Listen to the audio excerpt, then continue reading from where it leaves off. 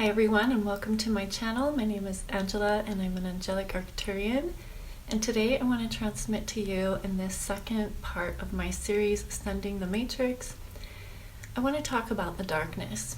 It's really important that we understand the darkness so that it doesn't have any power over us anymore, because until we become conscious of it and how it plays out in our lives and on a personal level, the darkness can be a seemingly powerful force. But the way that you conquer darkness is to understand it, to shine the light on it, to make what is unconscious conscious, to make what is subconscious conscious, bringing aspects of ourselves and the world around us into the light, things that are unseen. You know, when we think of darkness, we're always thinking darkness likes to hide. It doesn't want to be seen. Deception wants to hide. It doesn't want to be seen. You know, when people murder somebody, they're hiding, they don't want to be seen. So part of the truth and the light is to make what is unseen seen. So that's rule number one when dealing with darkness. It is simply an energy of contrast.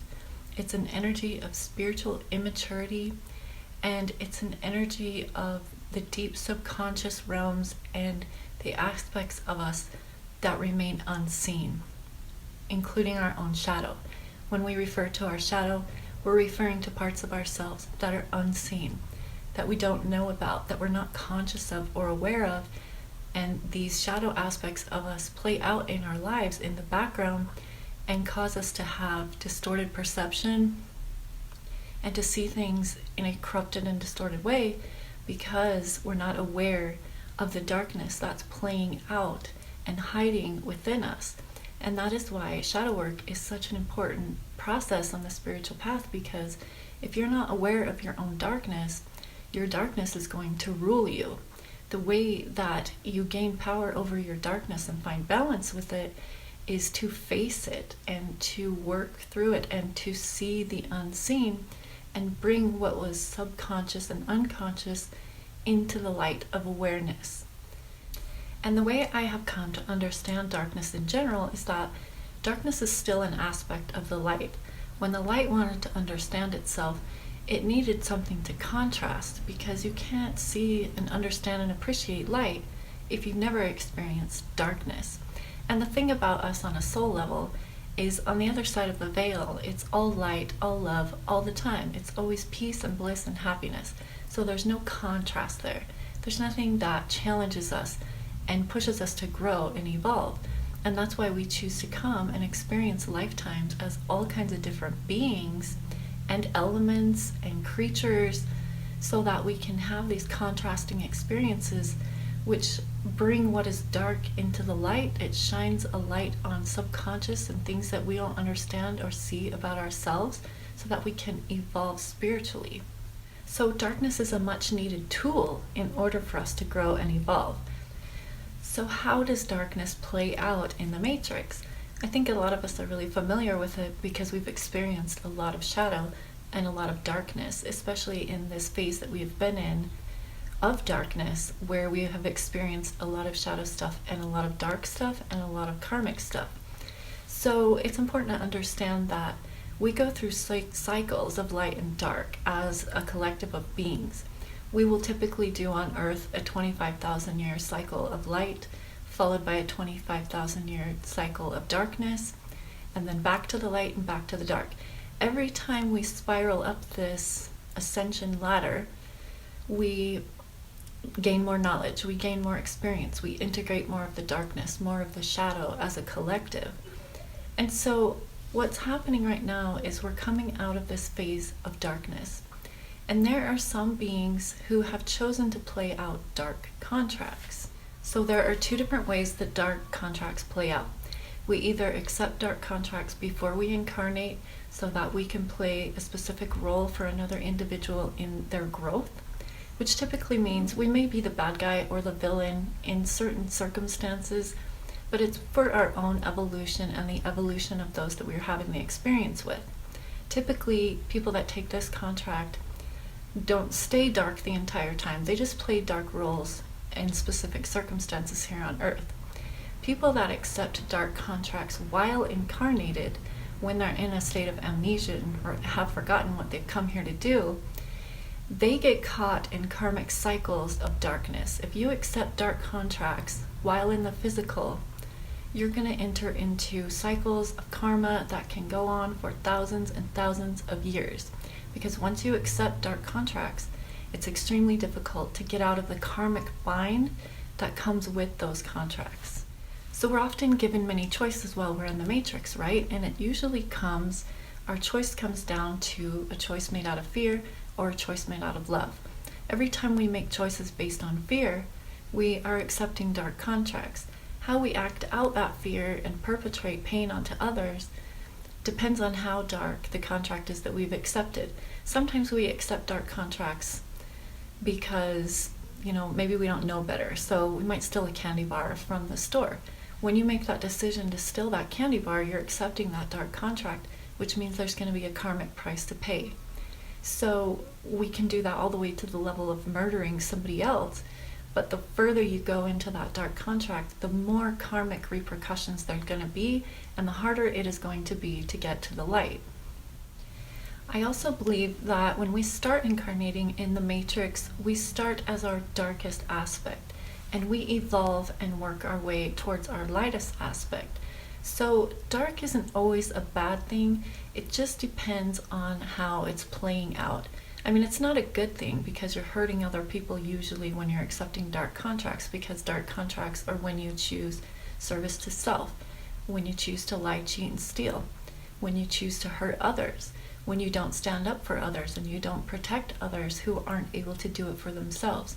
When you make those type of decisions, you're accepting dark karmic contracts, okay, that you're going to have to work out karmically by experiencing the same thing that you're perpetrating onto others. It may not come back to you in this life, but it's going to come back to you in karmic ways in other lives. But usually the karma will begin in this life, and if you don't resolve it, it will carry on. So if you go through each life collecting more dark contracts, collecting more dark karma, you can really get stuck in this cycle of the matrix. So it's really important to see every decision you make as accepting a light contract or a dark contract. So all of those who have accepted dark contracts are playing out dark roles, right? And the darkness knows that it only gets this 25,000 years of darkness to run rampant and do what it's going to do before we cycle back into the light, which is what's happening right now. The darkness is ending its 25,000 year cycle, and the light is beginning to start its new cycle. So the darkness knows this, and right now, currently, the darkness is really pushing hard on their agenda because they know their time is very, very limited. So they're trying to keep humanity suppressed and confused and in illusion and doubt and bitterness and hatred as much as possible so they can continue their reign of terror just a little bit longer. But they ultimately know that humanity will wake up, the light will shine again, and their power will be taken away here on planet Earth for at least another 25,000 years, possibly longer. So I've run against a lot of content lately where I've really been able to see and feel the darkness push back, because as we come and we begin to wake people up, it takes power away from the darkness. As people start to become sovereign beings again and they take back their power, it takes the power away from the darkness, which is not what they want. So they have initiated this kind of smear campaign on the New Age religion, or it's not a religion, but the New Age movement, to discredit us and put fear and hopelessness into us as light workers and starseeds.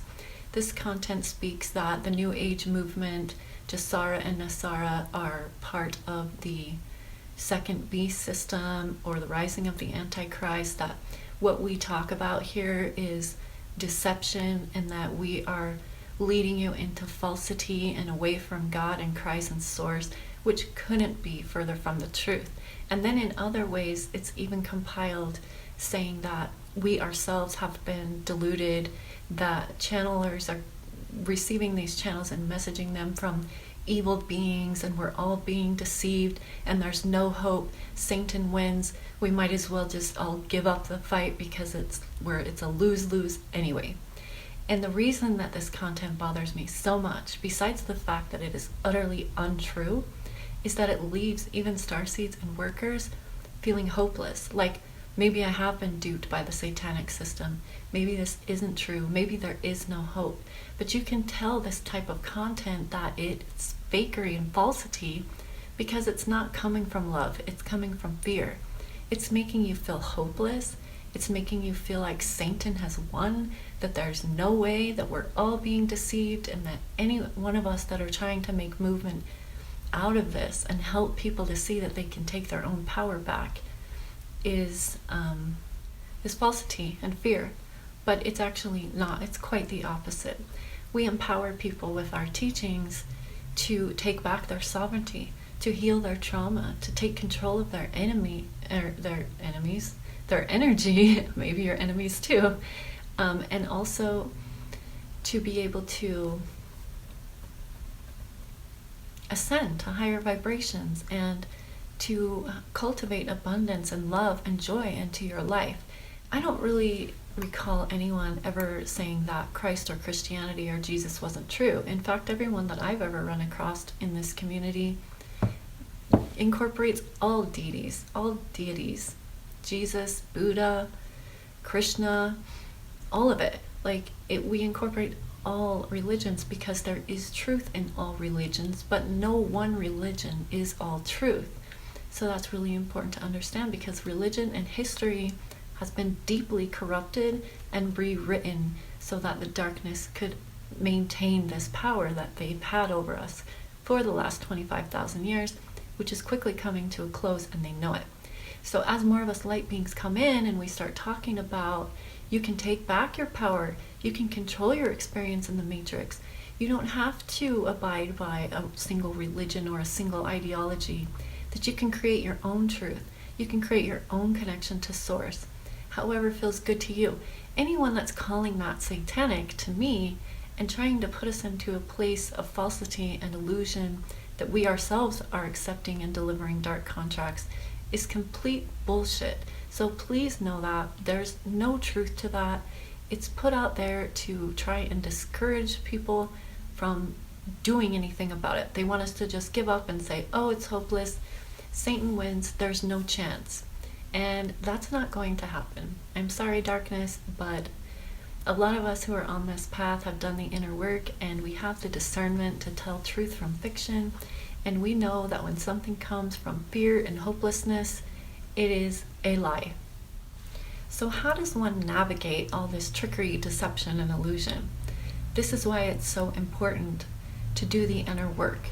Because once you remove your own satanic programming that you've adopted as a result of cultural conditioning, your parents, social circles, whatever, once you've removed all the false programming from yourself, once you've integrated your shadow, which is bringing the darkness into the light, integrating it, understanding it, being able to see it, making it light, taking it out from the darkness, once you're able to integrate your shadow, raise your vibration, you're going to have so much clarity, and it's going to be really, really easy to see what is truth and what is fiction, what is coming from love and what is coming from fear. So it's so important that we do this inner work so that we can make that connection to our intuition, and so that we can develop the spiritual gift of discernment, because it's only going to get more muddled and more cloudy. The darkness is going to really try and attack the New Age community, because we are the ones empowering people the most right now and helping people to wake up and to rise and to free themselves from the endless incarnations of the Matrix, because they keep accepting dark contracts. We are the ones that are under attack right now. They attack us energetically, they attack us publicly, they're trying to discredit us at every turn. We're all crazy, it's all hippy-dippy bullshit, whatever. But the truth is we are beings from the light. We are not false prophets. We are not darkness masquerading as light. You can usually tell darkness masquerading as light because it will still seem dark. You'll still pick dark energy up from it. You'll pick up arrogance, you'll pick up self-serving, you'll pick up those types of vibrations if you're in tune with your own soul. And you'll be able to tell what is falsity, what is fear, what is illusion.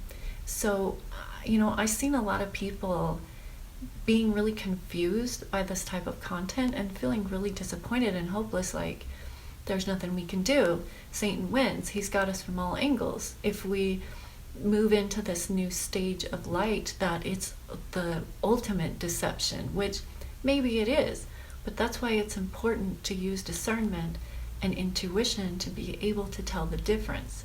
So that's why we got to do the work. That's why if you don't do the work, you're not going to be able to keep progressing through this ascension process. And what are we ascending from? We're ascending out of 3D consciousness. We're ascending out of the endless recycling of our soul through this 3D matrix, because we just can't seem to stop taking these dark contracts. We just can't seem to become self-aware in a physical body. We just can't seem to elevate our consciousness. And that's exactly what the darkness wants. That's why they have perpetrated all of this illusion and deception and false programmings and toxic masculinity and pitting everyone against each other and just creating all this chaos and turmoil. That's how they maintain control. Meanwhile, their darkness, so they're hiding in the shadows, being deceptive, pulling strings, and then watching everyone else react. And it's creating all this delicious dark food whenever we hate each other, whenever we hurt each other, whenever we judge each other. They're just eating it up. It's a smorgasbord. And they're like, how can we make more of this? This is delicious. So stop feeding them. If you want darkness to go away, you have to stop perpetrating it, and you have to stop feeding it your energy and your reaction. So do the inner work, you guys. Heal your trauma, raise your vibration, make that connection to source, so that you can have the guidance of God with you to tell you this is bullshit, that's not true, it's fear, it's falsity, it's lies. And then you won't be able to be deceived by this type of stuff. So never ever give your power away to anyone else to tell you what's best for you. You've got to learn to do what's best for you based off your own judgment and your own soul and your own intuition. So I hope that made sense, you guys. I wanted to go in deeper to the false programming, but I think I may do a video just on that. I'm not sure, but I hope you guys got something out of this and it helps you to keep from getting cycled into the matrix. I would love to see everyone be able to ascend and rise out of the matrix and free yourselves from thousands of incarnations that weren't necessary without all this illusion and confusion. I mean, for a lot of us, it's not your fault. You just didn't know. Like, I didn't know. I accepted dark contracts. We didn't know better. You know, we are children cosmically, and we're learning. And this is how we learn. So I hope that helped you guys, and I will see you next time.